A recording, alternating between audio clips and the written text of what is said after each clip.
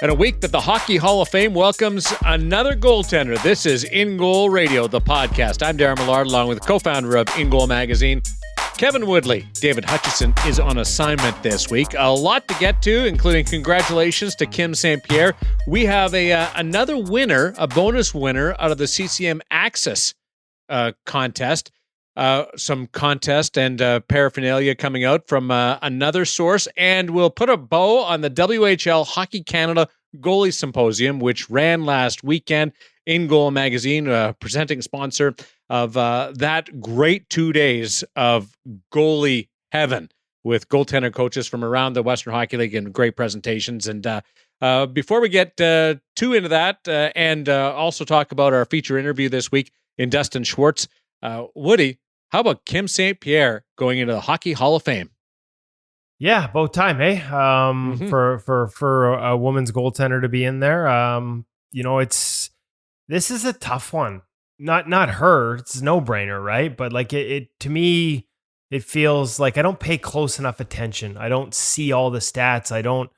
But there's always these arguments and debates. To me, on the women's side, I believe they have the right to put in 2 a year, and sometimes I wonder why they're not using that. But great for Kim St. Pierre, great for the goalie union. Obviously, her track record speaks for itself. When you think of the Olympics and the World Championships, I think 5 World Championship gold medals, 3 Olympic gold medals, CWHL Goalie of the Year, I think it was 3 times. I mean, just clearly the resume to be there. And so good on the Hockey Hall of Fame for recognizing that. And, I saw a lot of the congratulations from some of the other female women's goaltenders that I know that are that I've watched a little more in more recent years about just how important Kim was to them. People like Shannon Sabatos, what a role model she was to them coming up. So yeah, good news all around. It's always good to have another goalie in there. I would argue they're a little underrepresented, and happy to see it's on the women's side this year.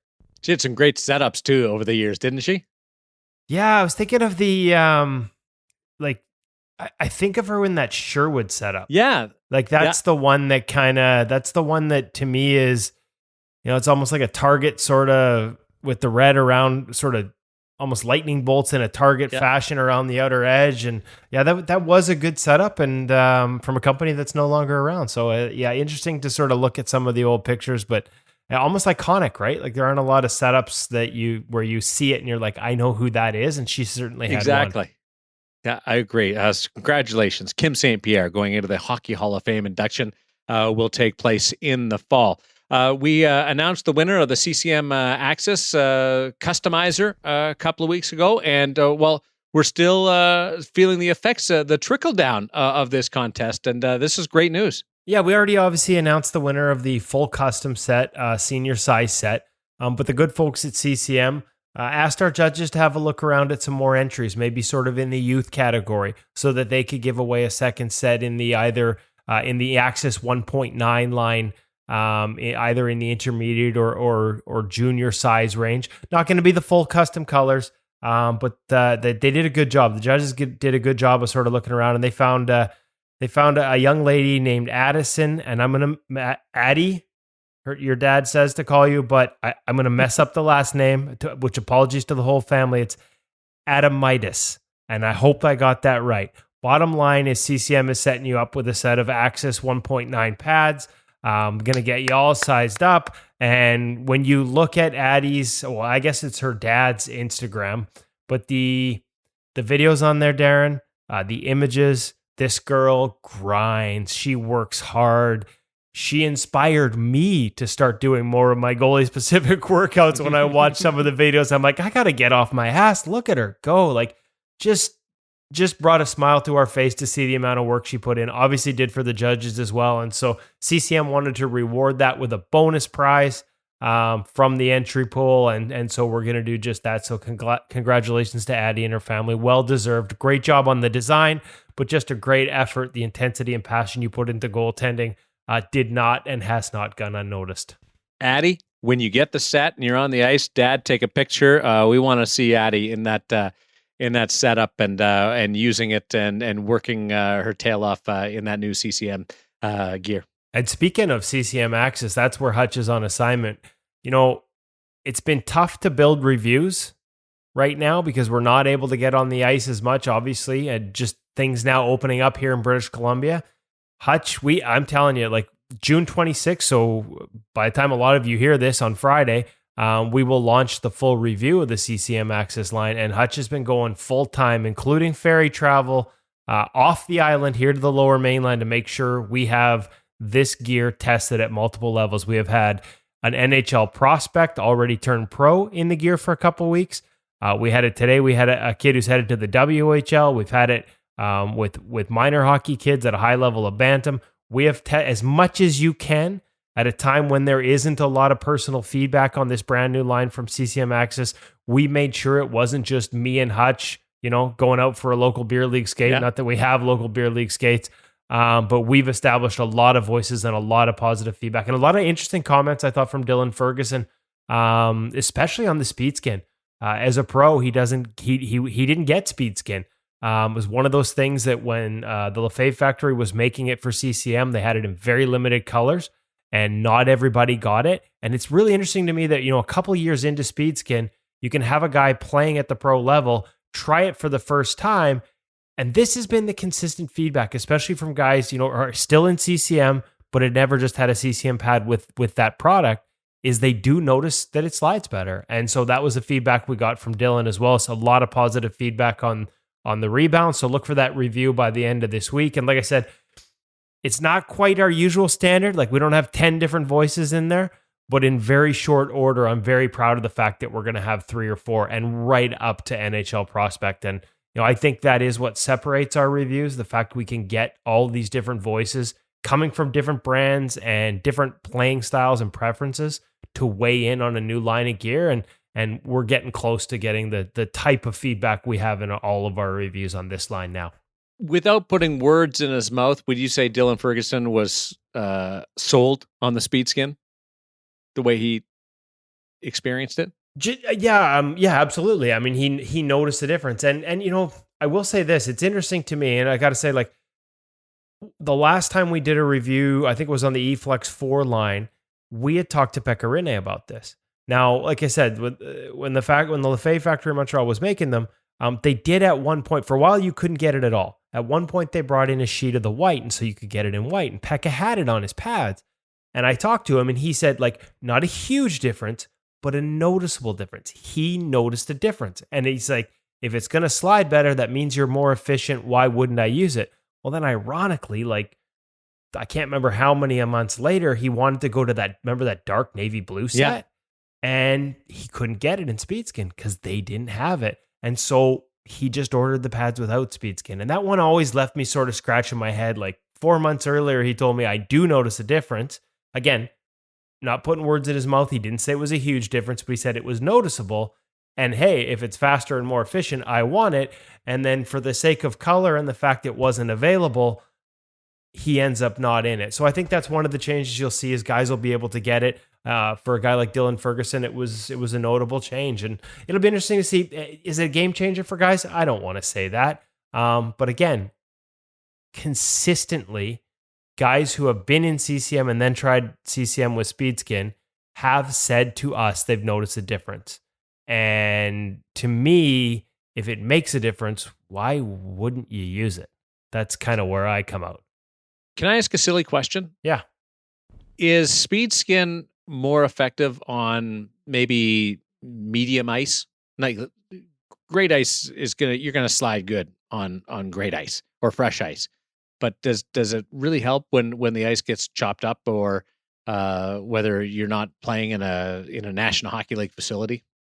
Yeah, it's interesting because some of the different materials that we've seen, all with the goal of sliding better, perform better on different surfaces. I think Speedskin is good once you put a chop in it.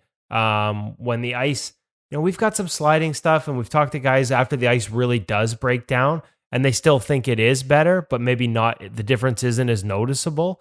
Okay. Some of this new materials get a little sticky on fresh ice. You got to make sure you put a little chop in your crease to get it sliding a little bit. So some of the materials act a little differently. I would see Speedskin on fresh ice is fantastic. Still holds up pretty well. And again, what we try and do too is we're not comparing apples to oranges. It's kind of hard to measure a lot of these things, although we are working on Hutch with the science background, trying to figure out some ways where you can compare between brands. But for us right now, it's about comparing within brands. So that's why Dylan's such a good experiment, because he was in CCM, just not with the Speedskin product. And he noticed a difference once he tried it. And that's kind of where the consistency has been. Quantifying how much, I can't. But if the goalies feel faster in it, then that usually helps. The one thing I'll say too is it is interesting at the NHL level when you talk about ice, because we have to worry about that, right, Darren? Like, yes. We have to worry about, my Monday skate, they do a dry scrape halfway through, and that's great. But for the most part, that never happens. And so how does it perform on bad ice is an issue that us beer leaguers have to worry about. But let's not forget, in the NHL, they're getting, they get this sort of manual scrape a couple times a period, and then they're on fresh ice every 20 minutes. So for them, the existence is mostly on good ice. We went down a rabbit hole there, and I apologize for distracting you. But we also have word out of Net360 and Alpha Hockey Agency. Yeah, we had a little bit of a contest coming up there. And actually, I should say just the end of a huge contest. Our good friends, Ray Petkow at Alpha Hockey Agency and Net360, the Net360 goalie camp that we go to every summer with Ray and Adam Francilia, they've been running once a week. They've done a giveaway. Some of their clients have signed merchandise. I've seen a bunch of different things, like including sticks from Connor Hellebuck, signed pictures, pucks, even hockey cards, a whole wide range. Well, they were calling it it was 52 weeks of these giveaways. We're into the final week starting this Friday. Wow, they've been doing this for a whole year? They've been doing it for a whole year, and we've been kind of negligent. We probably should have promoted it long before this. But now in the final week, starting this Friday, June 26th, and running all the way through the following Friday, they're going to blow it out. So there's going to be an opportunity. Make sure you check both those accounts, Alpha Hockey Agency and Net360 Goalie. You have to follow them both and like the tweet or like the Instagram post that sort of teases this contest. And if you're a goalie, especially when you think of the clientele that they have, there's a lot of good goalies on that list, including the likely, in our minds, Vezina Trophy winner and Connor Hellebuck this year. There's going to be a ton of merch given away this week. Most of it's signed. So make sure you check out their accounts. If you're a goalie, there's an opportunity to win something pretty cool. And, to be honest, we got to get their follow count up there around 1,100, which means your odds are really good of winning. But now that we're making it public, it's probably your odds will lower, but the follow count will rise. Okay, so what are the accounts do we follow here? Net360 and Alpha Hockey Agency? Alpha Hockey Agency and Net360, and I'm just trying to go back to my feed actually right now to double check that. Alpha Hockey Agency for sure is the first one. I just can't remember if it was Net360 Goalie or Net360 Hockey. It's Net360 Hockey. So NET360 Hockey. Used to be Net360 Goalie, but I guess when you got guys like Justin Schwartz in there as part of the crew, you got to recognize the players as well. So Net360 Hockey and Alpha Hockey Agency. Check them out over the next week because there's going to be some great prizes given away there. Our feature interview this week is with Dustin Schwartz, goaltending coach with the Edmonton Oilers, also a major spearheading guy behind the. That's a great intro, isn't it? He was the guy behind the WHL Hockey Canada symposium that occurred on the weekend, and just congratulations to you and Hutch and InGoal Mag for your contributions to what was an amazing couple of days last Thursday and Friday. Well, and thanks to you for coming in at the end and just providing that real professional element on the Q&A hot stove sessions with Carter Hart and Jason LaBarbera. And of course, our InGoal Premium members can already listen to the Carter Hart exclusive interview. It was a great couple of days. A lot of work behind the scenes to make it come out smoothly, and I thought it did, and was happy that it did. And the bonus for the investment we made in it, both financially and in terms of the work we put into it, was all about being able to get content for our listeners. This symposium, and you mentioned Dustin Schwartz, who I am now going to forever call spearheading guy. Spearheading guy. He's been the WHL goaltending consultant out of the NHL since 2017, and he's really worked hard on a WHL goaltending advisory committee, and they work with the provincial branches from BC Hockey, Hockey Alberta, Saskatchewan Hockey Association, Hockey Manitoba, to try and build a development plan that uses the WHL guys and brings in these coaches at the branch level, and then sort of trickles down and sort of come up with this grassroots plan to help goaltending get better in Western Canada. And this symposium was a big part of it. And I thought he did a great job. And obviously the idea there is bring in speakers. It's some excellent ones. Mike Valley, David Alexander, Stanley Cup winning goaltending coach of the St. Louis Blues. WHL coaches presented on a variety of topics. Ian Gordon from the Seattle Thunderbirds, Curtis Muka from the Edmonton Oil Kings, Dan DePalma from the Kamloops Blazers on puck handling, movement, managing traffic, a lot of things that I thought were really good for goalie coaches, but also goalies can take lessons away from. And to us, as much as that's a development plan for all these branches, it gives us a development plan, or at least we're able to share that information with our audience at InGoal Premium and give them, again, what we think is a real high level of coaching and voices. Scott Murray from the Washington Capitals on tracking and sort of the new mechanics, the new biomechanics of tracking was excellent. And these are all presentations that we're going to be able to share with our audience. Like I said, Carter Hart's up now as the hot stove, and I thought it was excellent. He was really open and insightful with his comments. InGoal Premium members can access that. Jason LaBarbera was insightful as well as funny as heck at the end. We got that story, and then not all, but most of the presentations we're going to be bringing to our audience too. So great couple of days. Thanks to Dusty for bringing us in and for organizing the whole thing, and for everyone else involved behind the scenes. It was awesome, and to me, it kind of made for a perfect segue and give us an excuse to have him on the show as a featured guest, because he does have a unique path. As much as he was a goalie, he also has an education degree and spent some time, coaching in the Alberta Junior Hockey League, and working in an academy environment at I think it's Vimy Academy in Sherwood Park or Edmonton, and just a really, rising star in the goalie coach community, and a guy that whose insights I thought our audience would appreciate. And really unique situation, because he's a goalie coach, and one of his goalies in the National Hockey League is from his generation. So there's that tweak to it with Dustin working with Mike Smith. He is the newly named spearheaded guy, the goalie coach for the Edmonton Oilers, and feature interview on InGoal Radio, the podcast. Dustin Schwartz with Kevin Woodley.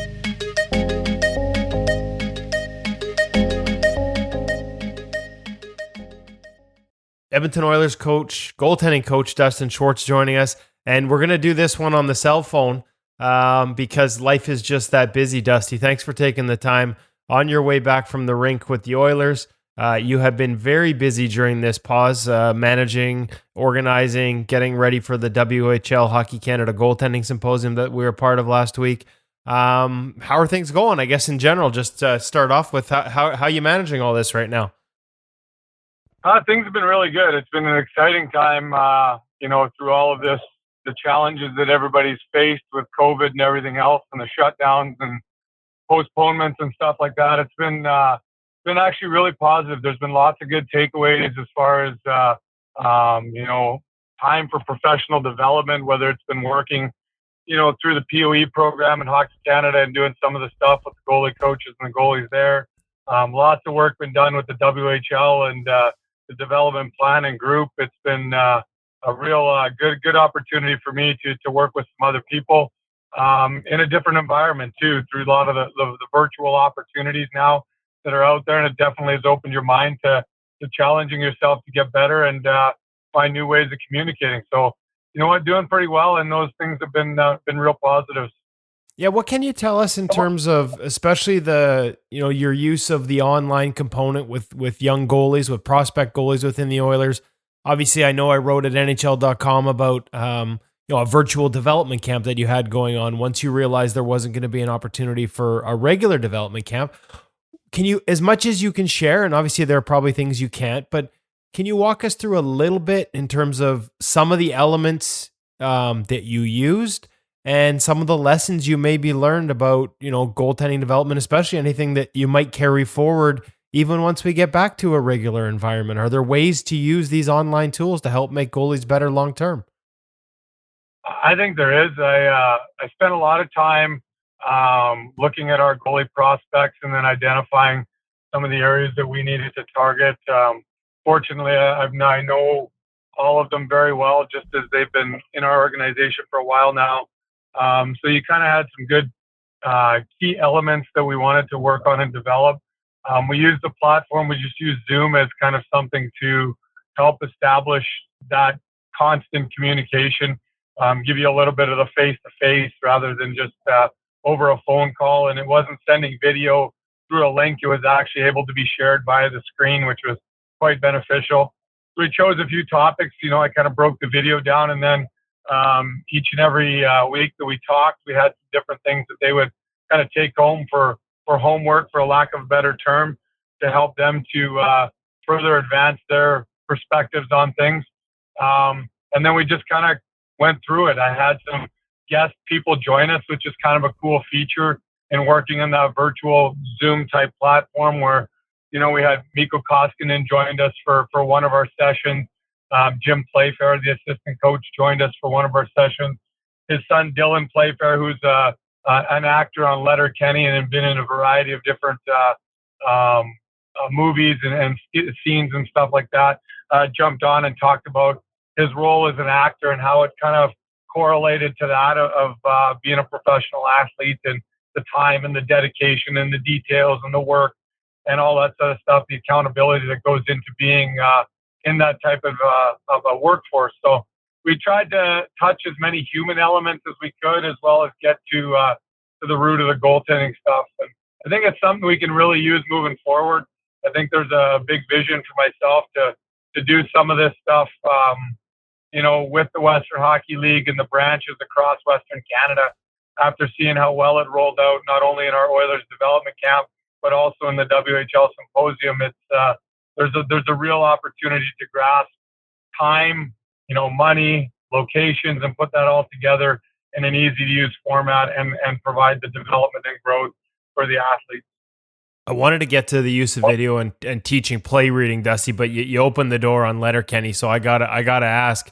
Outside of that be a pro mentality that's required of an actor, were there anything else there that directly translated? I think in terms of mindset or anything from Dylan. I'm trying my best here to bring anything from Letterkenny into this conversation because it's a show I enjoyed so much.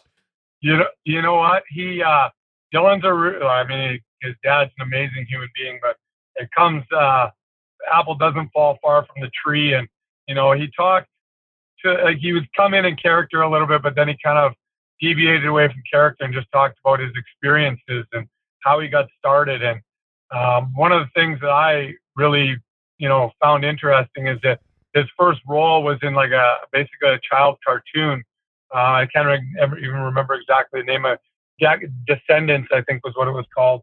And he actually auditioned for the role, and there was a lot of dancing that went into the part.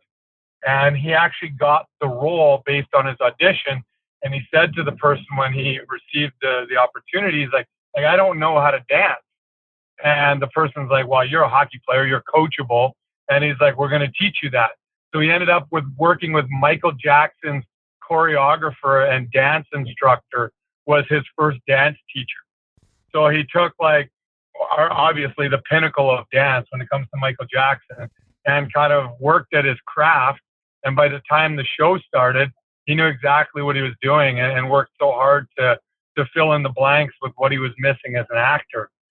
He talked a lot about how at Letterkenny they do a lot of their scenes are most shows like that would do one scene kind of in around a month worth of time. Letterkenny tries to hit it off in 3 days. So they try and do their scenes in 3 days, which means that all of the actors have agreed to a person that they will finish those scenes in 3 days by doing all the work before they get to shooting that specific scene.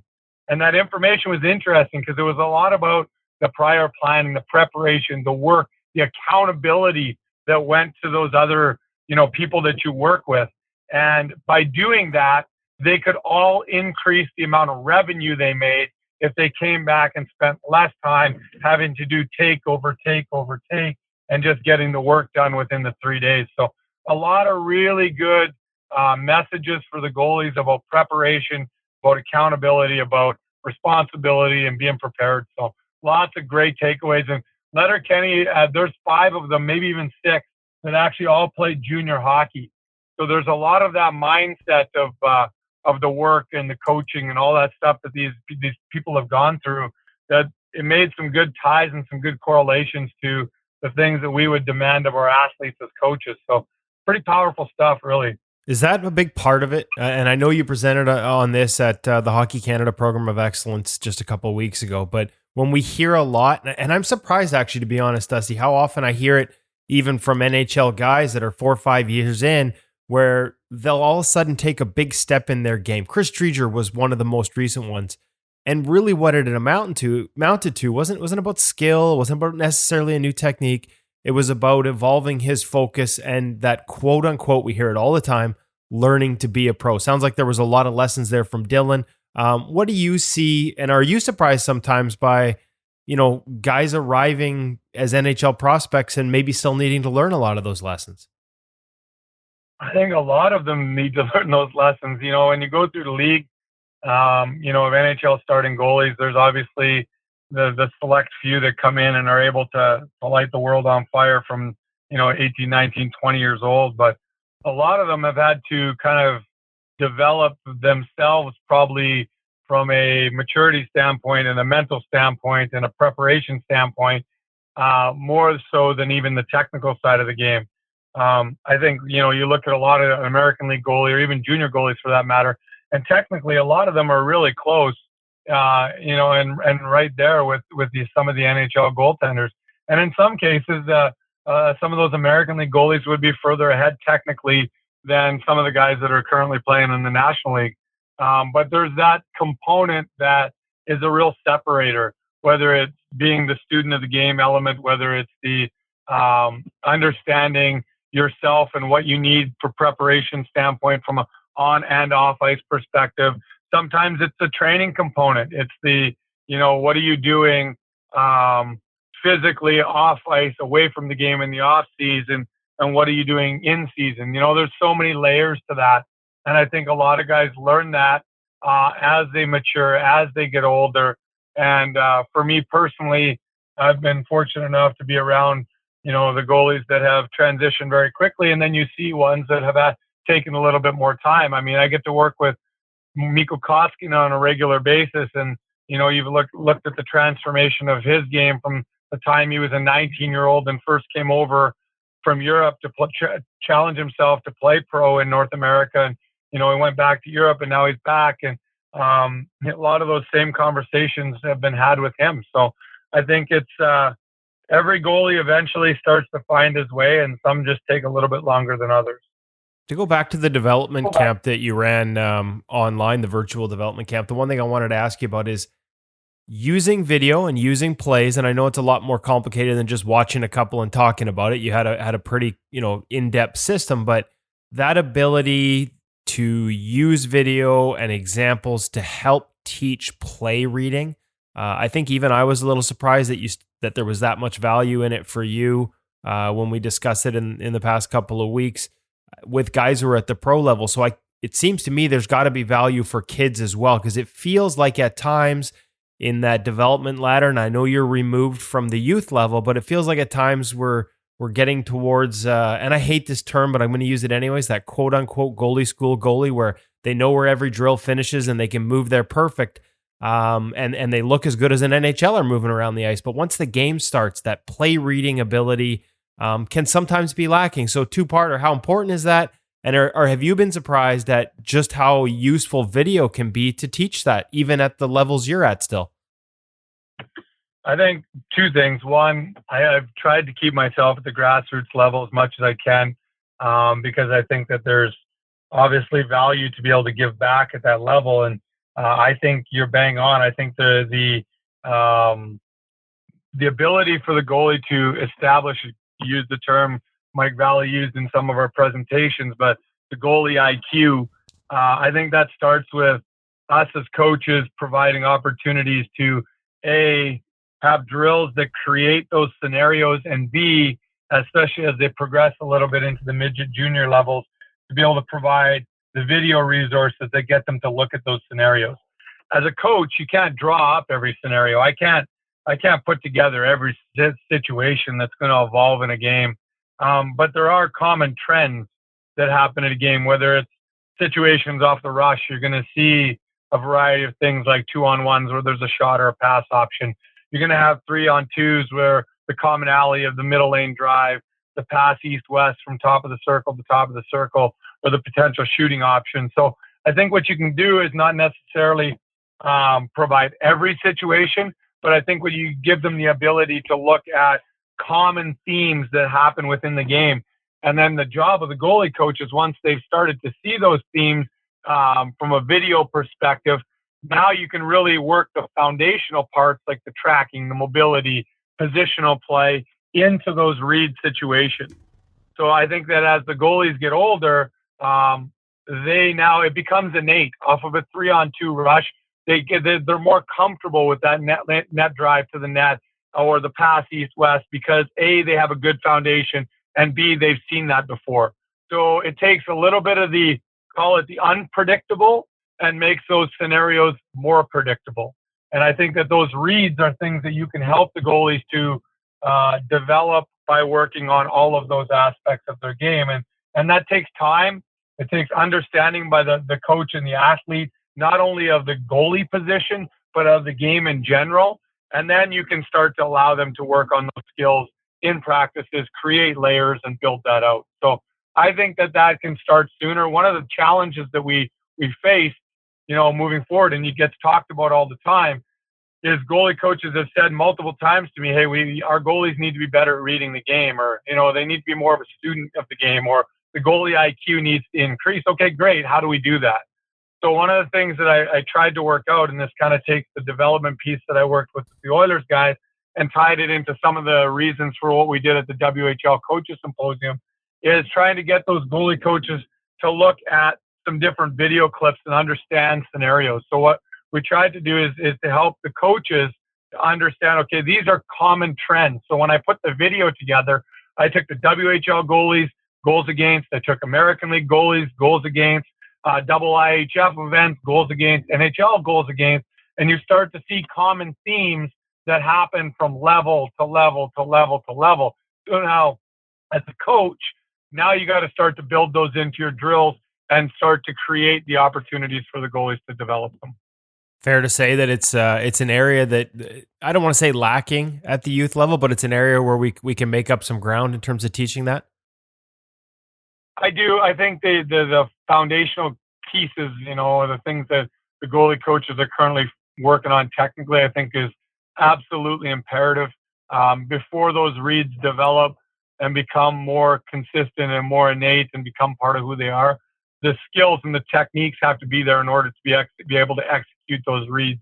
So little things like just simple understanding of depth, being able to adjust depth, work on the mobility on things like T-pushes, setting angle, working to set feet, all those different sorts of things. Those technical elements have to be there, but I think you can start to build them in slowly, especially at a younger level, to get them to understand different reads that are in the game. And it could be simple as things out of cycles, recognition of shots from above the dot, under the dots.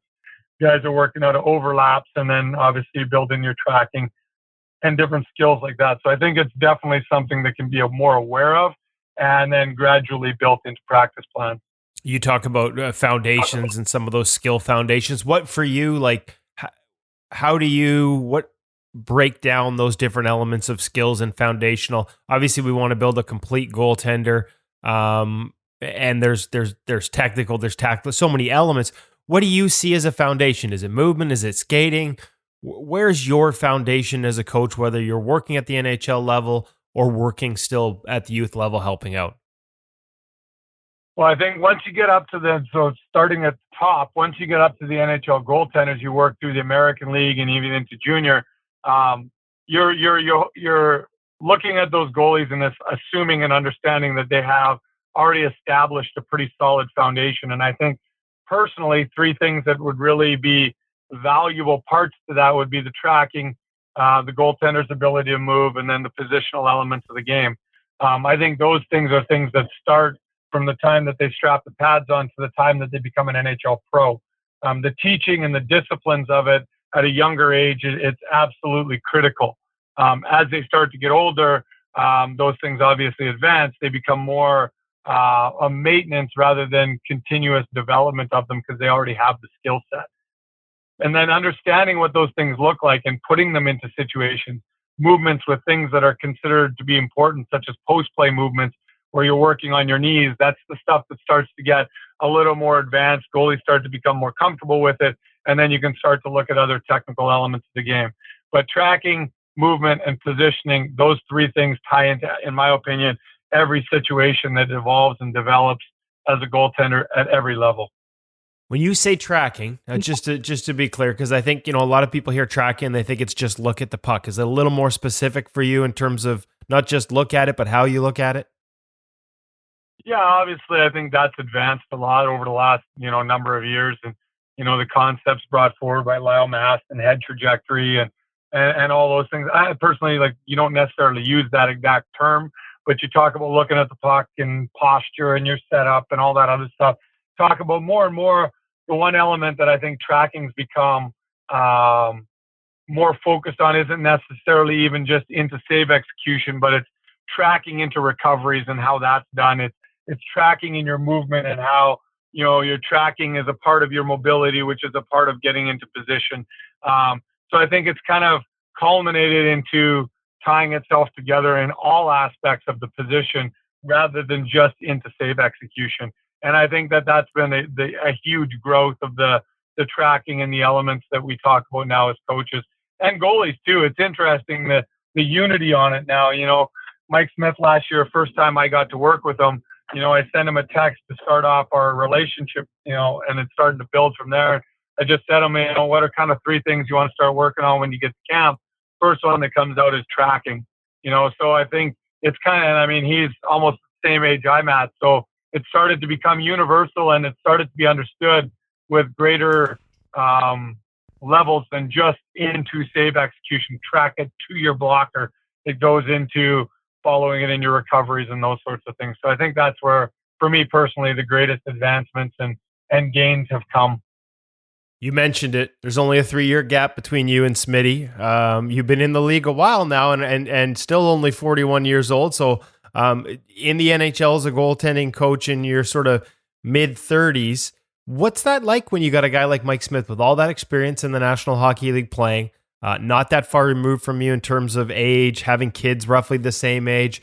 How is that different? How do you go about getting a guy on board when you have, new guys coming in like that, especially a guy like Mike, who's got a lot of things that are, probably really well established and good reason for it because he's had success? I think you kind of touched on it, good reasons for it. He's at the level he's at because, it's no different than, Ryan Miller and some of those goalies that are into that age bracket where they've played in the league a long time and they've established their craft by doing certain things that have allowed them, A, to get to that level, and then B, to stay at that level. And I think that that's where, as a coach, you have to come in with a real open mindset on things. There's things that you're going to see in those athletes' games that you're going to want to say, hey, what about this? What about that? But I think, A, timing is everything when you approach those situations. B, I think communication is a huge piece of it. We talk daily about practice plans and incorporating their thoughts into things that you do. There's lots of compromise. There's things that he's going to suggest, and I'm like, okay, I get that. I see that. And I think that that's a huge piece. And at the end of the day, I believe without the trust and respect from person to person, there's no coaching. And I think you work hard to establish that and vice versa. He works to establish your trust and respect too. So I think there's so many branches to that. I think you have to have a strong level of understanding of the position. And you've had to, me personally, I've had to evolve, obviously, as the game has evolved. You look at some of the goalie coaches that have been in the league, and I think it's impressive when you start looking at the Benoit Lairs and the Ian Clarks and those type of goalie coaches that have been around for such a long period of time and had an amazing tenure.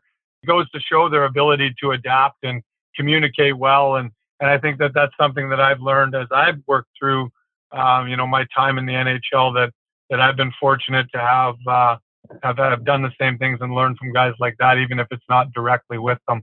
So I think the relationship, the respect, and the trust is really important. And we've made some subtle adjustments to things. And once you have those elements I just talked of, the goalie's usually a lot more open to making changes. I heard a great line one time, and it was the Vancouver Canucks, and they just traded for Ryan Miller, and I'm not exactly sure how it had come off, but they had asked him a question, how are you going to work with a new goalie coach and those sorts of things. And he's like, you know what, when the goalie coach brings something to my attention or brings up a point and it's something that I view that I can get better with, I'm open to change, but I'm not going to change for the sake of changing. And I thought that was a really good way of putting it. Usually Ryan Miller comes up with good ways of putting things. I'm going to have to look back, but I can almost guarantee you that was one of our interviews, that quote, because it rings a bell, appeared in. So I want to get to your path a little bit because it is unique, as I said, with the Edmonton Oilers since 14-15 season, with the Oil Kings before that. But looking back at the old hockey DB here, Dusty, playing for Medicine Hat, Red Deer in the WHL coming up, then off to the University of Alberta for 5 years. First snapshot, Dustin Schwartz, the goalie, versus Dustin Schwartz, the goalie coach. How different would you, the player, look from you, the coach, or what you would want out of you, the player, now that you're a coach? You know what? It's funny you say that. I think your greatest strengths are always your greatest weaknesses, and I think anybody that knows me, the competitive, intense, passionate, whatever the word is that you want to use for it. I think that was a real strength of mine as an athlete, and but it was also a weakness. Sometimes the frustration would creep in and take away from making the main priority of making saves and stopping the puck. But it's something that I've learned over the years to manage a lot better.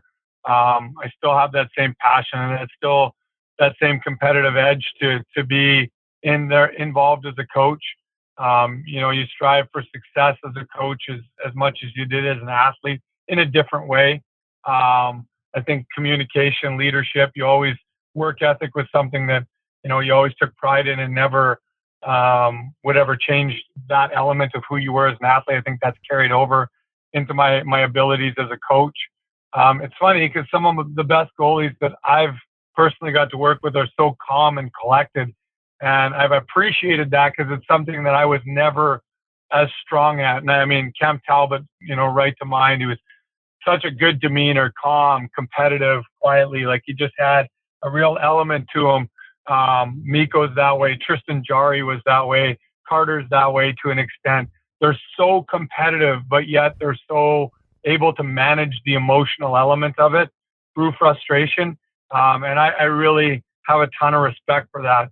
And then this year having Smitty come in, Victor Foss was much like that too, more fiery, more competitive, that edge that makes them unique. And I was much more like that. So I respect and appreciate that. So I've tried to really be holistic in my approach, to how I view each goaltender and try to work really hard to target that individual's character and personality to get the most out of them. And that's something that I wish I could have done a little better job of as an athlete, was looked at my own weaknesses or areas that needed to grow and target them a bit better. And maturity has definitely helped me with that. So. Well, okay, from University of Alberta playing, though, I mean, you obviously channeled something there. Looking at the numbers in USport, everything in the mid to high 920s and 930s there. Did you know coming out of there in 04-05, graduating from the University of Alberta and then starting your coaching career in the AJHL and then moving up to the WHL, was coaching always part of the plan? Did you take things at the University of Alberta and university with an eye towards this, or was this something that just sort of evolved with time? You know what? You kind of brought it up with Chris Drieger, and I know I've been on the ice with Driegs before, and the maturity factor. Like I went from junior to playing at the U of A, and honestly, it sounds cliche a bit, but I grew up. I started to realize, more about myself as a goalie, and I was a better goalie when I left the U of A by the time I was done than I was when I first got there. And I mean, for me personally, like that program has so many great memories, not just, as a student, but as an athlete. And I was very fortunate to have gone there. And you know what? You you go through that program and you start to meet people like Coach Drake and Coach Billy Moores and people like that who were just on not the goalie side of things, but just incredible coaches. And they'd come before you and there's so much history with that at the U of A that you kind of, really understood and valued that. For me personally, I wanted to keep playing. I went to Phoenix's camp in 97. I went in 2003, I think it was, LA's rookie camp and stuff like that, the LA Kings. And I still wanted to keep playing, and there was opportunity after, and I got my teaching degree and my phys ed degree. And obviously through doing more and more at that level with the coaching and stuff at the youth level, kind of just became a passion. I enjoyed it. I obviously had run camps actually a long time ago with Bill Senior Ranford. They used to have a goalie camp in Sylvan Lake, Alberta, and I'd jump on with them, and it was Bill Ranford and Sean Burke and myself and the guy named Aaron McDonald, and we'd run this goalie camp in Sylvan Lake, and it was always something that I enjoyed every summer. A guy named Andy Nowicki was involved. He coached the LA Kings for a bit. So I always kind of was around that coaching stuff, and I really enjoyed it. And I got offered my first coaching opportunity with the Fort Saskatchewan Traders. They don't exist anymore. And we had an incredible coaching staff, and I give all these guys so much credit. Steve Hamilton, who coaches the Calgary Hitmen now. Ryan Marsh is the associate coach with the Saskatoon Blades. And Jay McKee, who's the coach in Vancouver for years and now is coaching the Vernon Vipers in the BCHL, and myself. And they let me coach. So I did the goalie coaching stuff, but you were involved in the power play, and you were involved in the system structure. And I was kind of got to do the eye in the sky stuff. So from the U of A transitioning into that first year of coaching, my growth was, exponential, and a huge credit goes to all those guys, for helping me become not just a goalie coach, but also to understand more about the coaching elements of the game. And to this day, I feel like that's been a huge value.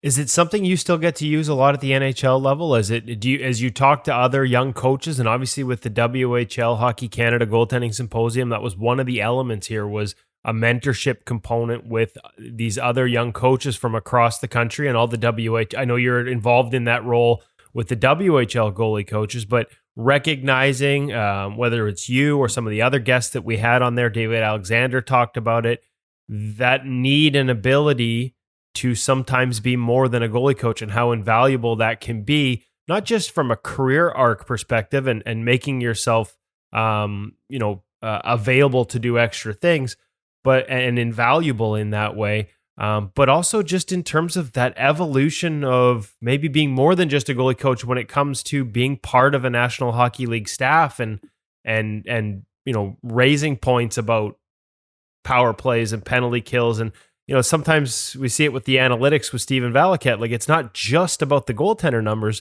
You flip the coin, and a big part of the job is figuring out how to beat the other guy's goaltender. So right, and so true. And David Alexander did a great job in his presentation discussing that. And for me, I think one of the things that really is important in being able to coach the game and not just coach the goalies is that it allows you to be a better goalie coach. So you brought up earlier about reads and recognition and themes within the game. Well, a lot of that stuff, develops because you played the position a little bit, obviously not at the National League level, but you understand the themes that happen. But the coaching side of it really takes it to a whole nother level. Getting to understand what the penalty kill looks like, getting to understand how to expose another team's goaltender simply by understanding structure, being able to, walk into the coach's room with Ken Hitchcock, who, he's a Hall of Fame coach, and was somebody for me personally that in my short time with him, I really appreciated the opportunities to be able to be a little bit more of the eye in the sky and share some of my thoughts on the structured part of the game. Same with Todd McClellan, same with Dave Tippett. I'm so lucky that at this level, those guys have provided the opportunity to sit in all the meetings, to share some thoughts on the penalty kill. I've got this year working with Jim Playfair and Glenn Gullickson on the special team stuff more and more. It's been, I've been so thankful that those opportunities with the Fort Saskatchewan Traders, even the Edmonton Oil Kings, and working with Derek Laxdal and Steve Hamilton, like the opportunities to be a coach have really helped me to be a better goalie coach. I understand way more about these situations that are evolving and how technically and tactically we can look at things. And it helps when you're breaking your video down, which, you know, you listen to David Alexander talk about being the video coach. And by understanding the game, you really can look at the video and say, boom, boom, that's what I'm looking for. So when I start putting clips together, whether it's for Mike Smith, who's a 20-year NHL pro, or whether it's for Stuart Skinner, who's working to become an NHL pro, you can start to see the things that are valuable pieces out of the video just from understanding the game a bit better. And that for me has been something that, A, I've taken a lot of pride in. B, I'm thankful that I've had the opportunities because of the coaches that have given me the chances to do it. And C, it just continues to grow. You continue to get better in those elements of your coaching. Well, one guy I wanted to ask you about, I know you have a relationship with him in terms of, outside of the Oilers, because you've been coaching him since he was a teenager, and we had him as a guest at the end of the WHL Hockey Canada Goaltending Symposium for a hot stove. We just published it at InGoal this week, and I know so much of our audience is going to take so much away from that because he is such an insightful young man. Carter Hart and that relationship and watching him grow. What impresses you the most about him, whether it's as a goalie or as a person, and how have you seen his growth through these years? Well, Carter and I first connected, I think he was 12. So basically, like my oldest, Carter's been around my family the whole time I've had kids. And aside from the goaltending side of it, he's as humble, down to earth, just a super good kid. And you understand why when you meet his parents, and they're, salt of the earth as well, and really have raised him the right way to be that, kid that cares about everybody else. And I think that he is really unique. His work ethic is second to none. I mean, I wouldn't have said this, with him in front of me, but I mean, the fact that he goes out, finds his ice time and does all of his power skating, and he does this weekly on his own, at 7 a.m. before he goes and does his workout. We put a plan together every summer, and he nails it. He goes, he gets his ice set up. His mom and dad, for the entire time that I've known this kid, have really just let Carter drive the ship. He was so mature from the time he was 12 all the way until where he's at now in his career. And I think there's been something to be said about the ownership that he's taken for his game. And it continues to be that way. He sets up his ice time. We get the shooters together, but everything is about him taking ownership for the stuff that he does.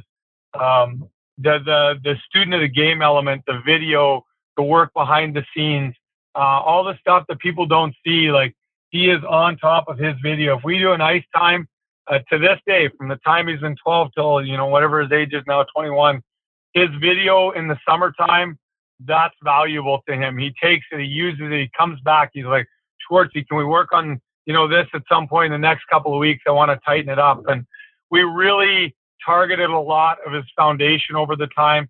His skating was always really, really good. He just continues to evolve that. His tracking and his positional play has become, top 5 in the world, in my opinion. I mean, he's as good as there is when it comes to the tracking and the positional elements of the game. And he continues to develop those. And it's interesting because now I get on the ice and you talk about maintenance. We maintain those elements. And now it's really become an opportunity to pick 3 things that we work on every summer. And that's what we hone in on. And we chose 3 things last summer in conversations with Kim Dillabaugh, obviously. And we just, every week, those were the priorities. We did this, this, and this. And that was the things that we continue to target week after week after week. You mentioned incredible kid. You mentioned video and the back and forth there with video on the ice. As a coach, how much do you use video on the ice? Obviously, we talked about play reading and sort of that eye in the sky looking at plays from that perspective. But in terms of individuals, whether it's movement or just doing goalie drills, do you use video during the season? Like, do you have an iPad out there, or is it that more of a summer thing in your mind? I'm really curious where you come out on that. I have all of those devices and tools because I think they are valuable. There are points in time if it was needed to pull it out. Sometimes the goalies ask for it. You always have those resources accessible because you never know. Sometimes you might want to look at something on a post-play situation and it's nice when it's structured and controlled. Just pull a few clips. Even sometimes you'll film, a few breakaways or stuff like that if that's a focal point. Kind of go over, certain things that we're doing. I don't do a ton of it in season. There's so many other things going on, with the NHL goalie that we try and, manage the amount of external stuff that we're bringing forward. We use a little bit more of the game film to help us with a few adjustments that we're trying to make. There's so many opportunities to use that game film to tweak what needs to be done. So we kind of spend more time on that side of things. In junior, I think it's a little bit more usable, especially with the number of practice times. The NHL schedule is pretty heavy. Gameplay situations. Both of our goalies played frequently this year, so that's why the game film become a little bit more usable. But at the junior level, and especially even the American League level, there's a lot of downtime between game to game. And I think if you're trying to target specific areas of development, not overdoing it, but finding a balance of what, a few clips here and there, just to kind of look at it, and then kind of making the comparable to some of the game stuff that you're trying to get each of those goalies to understand. I think it can be a real powerful teaching tool, but I think there is a balance, and I think that depends, A, on the coach's ability to teach. I think that depends on, B, the goalie's ability to absorb and the student of the game piece of it. I know somebody like Carter, if it was junior or something like that, you could be a little bit heavier on the video because he could accept it, understand it, and then get back on the ice and work on it. So I think there's a lot of factors that go into how much and when. In the summertime, the video will spend some time in certain areas. And like I said, there were 3 things we chose kind of last summer. So I think there is the opportunity for development there. You use the word teach. I promise last one here, I'll wind it down because as usual, Kevin's going over with his time. But I heard you use the word teach there a couple of times and the ability to teach. Even if it wasn't with an eye towards coaching, getting your education degree from the University of Alberta as a teacher, how much do you think that helps you as a coach to look at things like, is there a difference between teaching and coaching, or is it important to bring some of those teaching lessons into coaching? What's, where do you come out on that? I don't think the two can be separated personally. Like we talked about David Alexander, and he's got a teaching background as well. And you listen to him present and stuff like that, and he's very clear, articulates really well, planned, organized, like very, very good in his deliveries. The best coaches that I have been around would be the best teachers. I think there's a strong correlation between the two, and I don't think the two are separate. They can be separated. I listened to Todd McClellan do a presentation, and as articulate as it gets. He's clear, he's concise, he's got the ear of the people that are listening to him. There's a presence in the room. He's got a good tone of voice, like all those teaching skills that you take away from your experiences. Todd would display those extremely well. Tips the same way. Jay Woodcroft, the planning, the preparation, the organization, the detail, all of those things would make, Jay an incredible teacher of the game. Steve Hamilton, teaching background, articulates, practice planning is done with purpose. There's a goal at the end of everything that's laid out. It's not just randomness on a paper. It's got a purpose to why you do it. So I think personally, the two coach teacher are very intertwined. I remember I had a really good experience. One of my really, really close friends is Mike Gabinette, and Gabby coaches at the University of Nebraska, Omaha. And Gabby's grandfather is the late Claire Drake. And for anybody that's ever met Claire Drake, you don't even talk about him as a coach. You talk about him as a person, because he was, knows your kids' names. And his first conversation with you was never about hockey. It was about how you were doing, and just an incredible human being. And I was lucky enough, one time I was sitting down with him and Billy Moores at Mike's house, and just listening to the two of them talk, you can just see how their ability as coaches to relate to people, to build respect, to earn that respect and stuff is second to none, which is what made them such great coaches and very iconic. Obviously, Coach Drake's made his way into the Hall of Fame and had an impact on many, many, many coaches over the years. And, as a coach and teacher, I think the two of those things are intertwined. Last one, really this time. I got to ask you about shooting. Are NHL goalie coaches inherently, do you have to be the best shooter on the team to run drills at that level?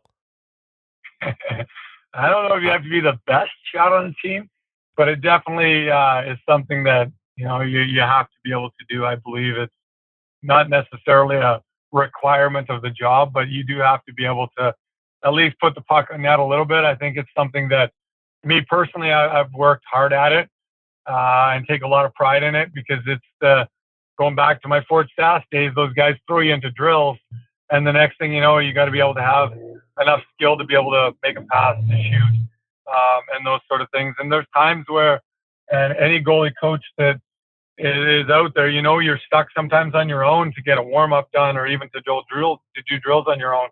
So it is a little bit of a requirement to be able to execute a bit. And I think the goalies appreciate when they know they can jump on it. You don't always have to be on the shooter's time. You can get started and get something out of things before everybody gets themselves into position and ready for practice. So requirement, maybe a little bit. Is it an absolute necessity and priority to coach? No, not. So you don't necessarily, you can't get away with a muffin, but you don't necessarily have to have the bar down laser that you have. I think with time, it just comes. You just work at it, and it just builds. Like, I look at some of the goalie coaches that I've started out with that have, not really, they get into coaching and haven't done a ton of shooting. And the next thing you know, they're firing 1-tees off their back foot. So I think that there are times where that growth and development comes from just being on the ice more and doing it more. So. Okay, Dusty, thank you very much for this. And thank you for making us here at InGoal a part of the WHL Hockey Canada Goaltending Symposium. If there's anything you want to add before we let you go about how you see that moving forward and the importance of something like that with the WHL coaches and with the other coaches that were involved, fire away. Just in closing, Kev, I think that program has become kind of near and dear to my heart. The WHL Goaltending Advisory Group that we have has been absolutely incredible to work with. Their minds are in the right place. Their passion for the game is incredible. I think there's so many people out there that are willing to help coaches, to help goalie coaches, to help parents at the grassroots. It just takes a group to kind of drive this ship a little bit. And I really feel like that group of goalie coaches, the Western Hockey League and their commitment to it, InGoal magazine, the stuff that you guys are doing at the grassroots level, and the opportunities to for goalies to see it, parents to see it, and coaches to jump on board. I just can't wait to see the branches jump on board. Guys like Matt Weninger with Hockey Alberta, Kelly Bard with Saskatchewan Hockey, they're really working hard behind the scenes to give everybody the resources and the skills and the help that they need. So I look forward to guiding that ship for years to come, and I hope that continue to have the support from everybody to do it. Well said, Dusty. You got our support, and we appreciate, like I said, you making us a part of it. Just to even to help deliver it at a very small part of it was really neat to see. And so good on you for organizing it and for being involved and staying involved at that level, even after you've moved up to the National Hockey League. And first and foremost, thanks for your time today. I know how busy it is. We appreciate you making the time for us, and I know our audience, from young goalies to goaltending coaches to goalie parents, is going to take a lot out of this. So thanks for the time today. No problem, Kev.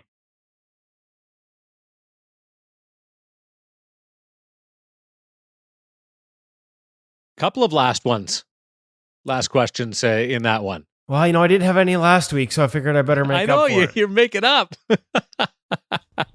I don't know Dustin that well, certainly not to the level of you and Hutch, but the little that I was able to chat with him last week at the symposium and then listening to this conversation, real bright mind. He's not one of those guys that played a bunch of years pro and then went into goaltending coaching. This was sort of a choice from the start out of college. Yeah, and interesting, that he mentioned Dave Alexander too, but guys coming up with an education degree. And I wish we had Dad with us tonight. I wish Hutch wasn't on assignment because I know this is something that he can speak to. You don't have to have an education degree to be a great coach, but quite often guys who have that background, there's there's a bit of a different approach. It's, I asked Dusty, and not very well, frankly, but that difference between, or the complement between coaching and teaching. And oh no, I thought it was a great question, and I will steal it down the road because I've never heard it phrased the way you did. It was really well done. Is there a difference between teaching and coaching? Well, okay, it was a good question, but I spat it out about awkwardly. I had to rephrase it 6 different times, so took 5 minutes to ask it. But we're seeing more of that, and Dave Alexander talked about it a lot in his presentation at the WHL Hockey Canada Goaltending Symposium. Another guy who came up through that path, and it's interesting to me. And I know, like I said, I wish we had Hutch here. Maybe we'll ask him about this next week. But there have been times where, a guy who has an education background like himself, he can see, the difference between coaching styles. And there are some coaches that coach but don't necessarily teach. And when you come from that education background, I think there's, you've learned what the difference is. You know what it really is to teach. And there's a fine line there, isn't it? Yep. And not one I would pretend to even understand. And that's why when Hutch observes it, that's why it's fascinating. So we'll definitely have to bring this up next week when he's back. I never really thought of it until you brought it up. I always think coaching as teaching, but sometimes you're not really teaching. You're motivating, you're intimidating, using those tactics. But if I was a coach, teaching. I'd just be yelling a lot. You can motivate with force with the best of them. You're pretty solid with that. I don't think I think your headset, your earphones would. I was just gonna say I got a set of expensive earphones. Looking up on 2 pieces on the floor that would disagree on the effectiveness of that method. Glenn Gulletson, part of you brought up the symposium again. Just want to footnote on what you guys produced with the Western Hockey League and Hockey Canada Goalie Symposium. Having a non-goalie as part of it, I thought was really intriguing and valuable. Just hearing a coach talk about what goes into making a goaltending change. Does he bounce it off the goalie coach? Things like there's just different parts of it, and how a head coach has to bring the goalie coach in and should be bringing the goalie coach in more often now. Yeah, no, and I thought that was good and a really unique perspective. Not something I've seen at a goaltending symposium. I've been lucky enough to attend a couple with the crew from Network, which includes Dave Alexander and Mike Valley and Pascal Villana, who's a part of this with Hockey Canada. They do, for a while they were doing it annually. Haven't in the past year, obviously with everything that's gone on here, but they run a nice symposium as well. And the one that I wouldn't have even thought to invite a head. Well, in Gully's case, he was a head coach and now an assistant or associate coach with the Oilers. And that perspective was really interesting because I do think that was another subject that came up, talking, whether it was from Dustin or from David Alexander or from Mike Valley, managing, or Jason LaBarbera talked about it too, managing, especially going from playing to coaching, managing that coaching room after a game, there are opportunities now, maybe more than ever, to work your way into roles on a staff beyond just your goaltenders, and not just the PK, but the power play. We talked with Dusty, like that, flipping that switch and flipping that coin a little bit. It's more than just breakdowns in the playoffs on how to beat a guy. It's offensive systems and making sure they create the types of chances that lead to goals in today's NHL. Scott Murray, of the Washington Capitals, who was another guest and another presentation we'll get to share, he played a role in helping change the way the Caps approached offense the year they won a Stanley Cup, using statistics and analytics from Stephen Valiquette's platform to quantify and prove, listen, these are the types of plays that make goalies' lives hard. We need to generate more of these and less of the ones that make goalies' lives easier and just warm them up. And so I'll never forget, actually, against Vegas in the final, odd man rushes, always looking to pass across the slot line and create opportunities. As fast as Flower was laterally, they felt like if they just walked in on him and shot at him, chances of it going in, and statistically it's proven, are lower. But they had the skill to make sure, rather than just walking in on, and they passed out of some glorious chances in that final. And I remember thinking, oh my God, really? You're passing out of that? but they knew that the odds, if that pass connected on the other side, especially as aggressive as Marc-Andre can be, they literally had a number that the chances of that puck going in went up, like increased by 30 or 40%. So that's the play to make. And so, as a goaltending coach, you can have that type of voice, on the right staff. And if you approach it the right way, so hearing it both from the goalie coaching perspective, but also hearing it from Glenn Gullitz and Gully, just added another element. It was a fascinating couple of days with the Western Hockey League, Hockey Canada Goaltending Symposium, and with InGoal Magazine's InGoal Mag's contribution and partnership. You will be the big benefactor as content is on the site and on the premium section, and more to come over the next couple of days and a couple of weeks.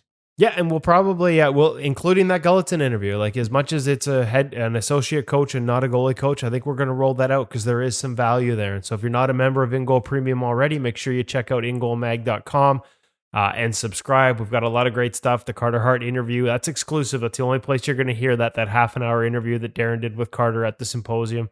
We got another Pro Reads, the third one we've done with Carter up this week.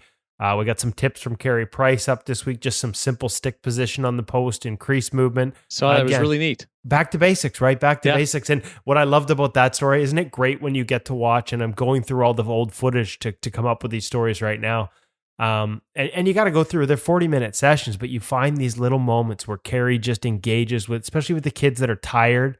It's a long day and they're in brand new gear. And you know how hard it is to sometimes move around in brand new gear, and these kids are running out of steam. And just to see him coach and work with these kids and encourage them is really cool.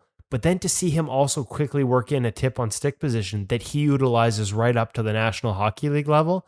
I'll be honest, you can't get that anywhere else other than InGoal Premium. So a little, shameless plug there, but I thought it was pretty cool content. So, and last but not least, we will bring the Carter Hart and Jason LaBarbera interview here to the podcast guests. We realize that these are not the easiest of times for everyone. And as much as we think there is a ton of value in InGoal Premium, and we could probably charge more, not everybody can afford it right now. So we'll wait until July. We'll let our premium members have first go at it. But we'll bring you those interviews with Carter Hart and Jason LaBarbera as part of the podcast later on in July. Great stuff. Well said. And we hope the world is getting close to getting back to its proper axis. And we have more on the CCM axis competition, and that's great news as well. So we'll bring you that photo and that inspirational story as well. For Kevin Woodley and the On Assignment, David Hutchison, I'm Darren Millard. Thanks for listening to InGoal Radio, the podcast. Be well.